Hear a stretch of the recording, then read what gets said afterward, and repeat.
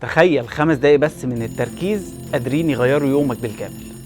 اكيد فاكر انك محتاج وقت كبير جدا عشان تنجز اي حاجه، ولكن اغلبنا بيضيع وقت كبير جدا على المشتتات، موبايل، بلاي ستيشن، محادثات ملهاش اخر. الحقيقه ان في طريقه بسيطه جدا هتضاعف انتاجيتك وتغير روتينك اليومي. حدد 5 دقايق بس ركز فيهم على مهمه واحده من غير اي تشتيت.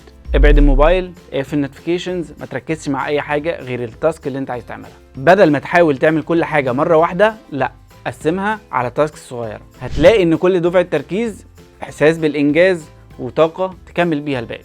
وبعد كل دفعه تركيز حط لنفسك مكافاه صغيره، كوبايه قهوه، دقيقه من الاستراحه. العقل بيحب المكافآت وبيستجيب ليها. 5 دقايق النهارده، 10 دقايق بكره، 20 دقيقة الأسبوع اللي جاي. التدرج البسيط ده بيخلق عادة إنتاجية ثابتة بدون إحساس بالإرهاق.